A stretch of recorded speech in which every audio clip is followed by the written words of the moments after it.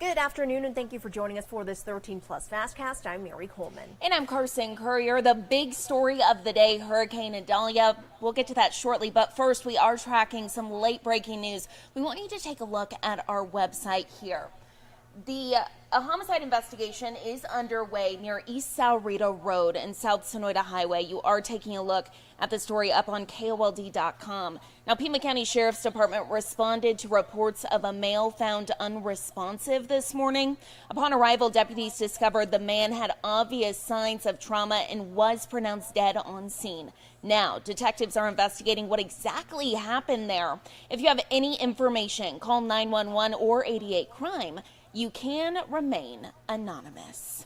And switching gears now, we want to take a live look out to South Carolina, where they are really feeling the impact of that storm that Carson just talked about. Take a look at this video here.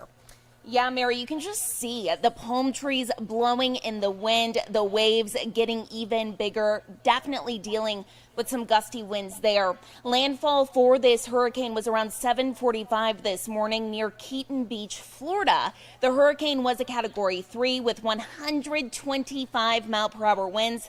At one point early this morning, that hurricane was a Category 4, now just a Category 1. Despite the downgrade, though, still this storm very dangerous and is causing a lot of damage. Well, President Biden just spoke about the impact from Hurricane Idalia and about recovery efforts in Maui following the devastating wildfires there. Take a listen to what he had to say. The impacts of this storm are being felt throughout the southeast, even as it moves up the eastern coast of the United States, affecting Georgia, South Carolina, North Carolina. And we have to remain vigilant, and there's much more to do. I don't think anybody can deny the impact of the climate crisis anymore. Just look around. Historic floods, more intense droughts, extreme heat, significant wildfires have caused significant damage like we've never seen before, not only throughout the Hawaiian Islands in the United States, but in Canada and other parts of the world.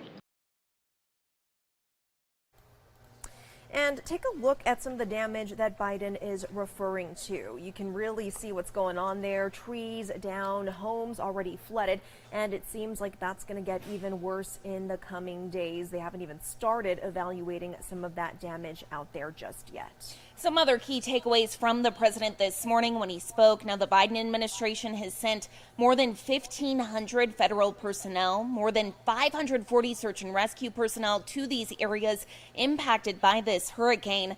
Right now, FEMA officials flying to Florida to meet with Governor DeSantis tomorrow. We'll have the latest on that once we learn more. The president already speaking with governors of Georgia, South Carolina, North Carolina. All of this just the beginning of a long road ahead. Indeed. And here at home, it's a different story. We are dealing with the heat. Seems a little strange, but we're back into square one. We are right. I mean, the last 2 days, record-breaking temps, daily record-breaking temps, 109 and 108. Today, a little cooler, but still well above average, what we normally see this time of year. We usually see high 90s. We're still around that 105 range in terms of how hot it's going to get. Why they extended that excessive heat warning now for Pima County? It does exclude Santa Cruz County now, but we still have that going through the day. You can see in the map right here. So 105 to 115 is still the temperature profile within the warned area, so that includes a lot of Pima County and a lot of Pinal County in our region, Maricopa, Yuma as well. So within our neck of the woods, Pima and Pinal, temperatures could up to 115 still today. So very, very hot temperatures. This is what you're seeing right now. 103 in Tucson, 107 Phoenix, 106 Ajo, 98 Nogales. And we're expecting those temperatures to bump up a few degrees, getting past 110 in many spots in western portions of Pinal and Pima County. Hour by hour, taking a look at your temps and chance for storms. Right, we're peaking in the next hour or so in terms of temps right around the 105 marker, diminishing slightly down to 99 below the triple digits by the time nightfall comes, with 20% chances up to maybe 30 within those hours of showers and storms. And it does persist pretty late into the night, guys. A lot of cloud cover. This is not going to be, a storm chance quite like yesterday where it's more isolated, and even the day before. This is going to be one maybe slightly more widespread spread still pretty isolated, though, where we could see this chance go farther into the night as temps to get down into the 80s by then. So tomorrow, right, you can certainly see a nice little cool down. We're still in the triple digits, but I guess we'll take it right with the temps we've been having. 101 projected for tomorrow in Tucson, below the 110 marker in Phoenix, but Yahoo still dealing with very hot temperatures, 110, and even cooler to our south and east, Bisbee at 90 degrees. Let's turn our attention now to the radar. Not seeing a whole lot. Most of the action's up to our north and east, but we're seeing a cell pretty strong. And these storms right now for today through the night are going to be mainly coming from the northeast to the southwest, and what you have right now in south central portions of Pima County. A pretty strong looking cell. Nothing deemed severe by the National Weather Service, but we're looking at that area to the south and west of Tucson. But the main action with these storms coming from the Mogollon Rim, coming down from the north, impacting Greenlee, Graham counties, the northern portion. That's where the most of the action seems to be happening right now. But let's see how that may change throughout today. This is the projected radar right now in the next few hours. Peaking, I say this is the first peak in storms. Again, this is mainly going to be to the towns north and east, and then to Tucson south and west and southern portions of Pima County near the international border. By this time, it clears out a little bit, but then you see those storms that I was talking about in Greenlee and Graham counties kind of start to make their way towards the Tucson metro. This is a time of the day, about 8 o'clock, where it's most likely Tucson, if they're going to see any storms, it would be during this time. Then clearing out for the most part with some lingering showers during the overnight hour, and then clearing out for the most part and drying out for tomorrow morning. But you can see, right, projecting some cloud cover again. The more cloud cover during the day, the less heating, the less chance you get for instability and storm chances. So certainly something we're monitoring, but nonetheless a lot more bullish on storm chances for tomorrow. Around 2 o'clock, that's when we could really start to see these showers and storms really get going. This instead, the flow will be from the southeast to the northwest, really peaking in intensity around the 5 o'clock hour. This is the time where the Tucson metro really could get in on the action, right? Really widespread spot the showers and storms, really bright reflectivities, telling me that some of these storms could be pretty strong.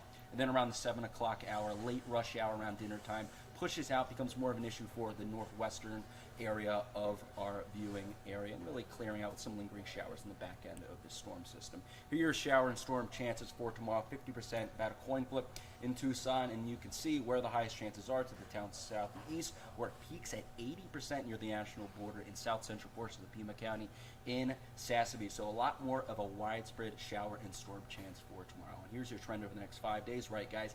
Cooling down considerably. And how about those storm chances really peaking on Friday to end your week at 70%, but then they do taper off by the weekend, but still remaining nice and cool. So certainly a weather pattern change is coming starting tomorrow.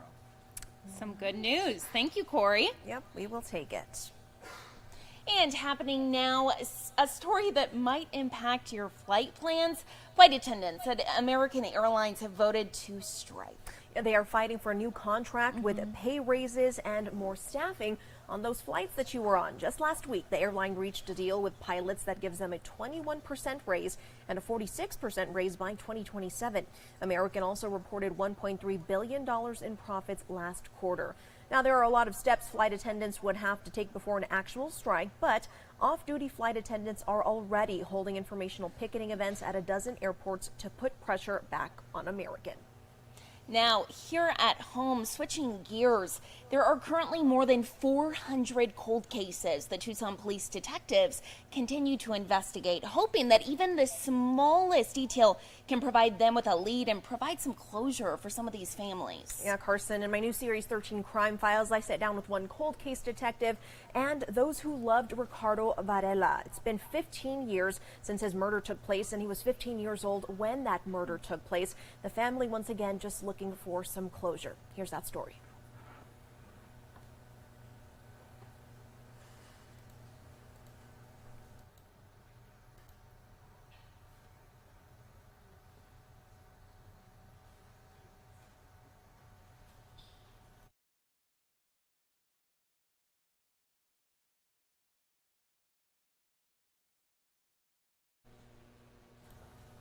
All right, sorry guys, it seems we are having some technical difficulties with that story. It is posted on our website though, if anyone wants to check that out. It aired last night. Again, it's a 15-year-old case. Carson, his family has been waiting around for 15 years, just hoping that there is some sort of lead, that someone comes forward. It was a homicide. He was at his grandmother's house when someone drove by and opened fire on him. Unfortunately, he lost his life that day. And so, you know, detectives did have to classify this as a cold case a few years back, but they are still hoping that someone can come forward with any leads. They think it was a white Cadillac Escalade involved in this case.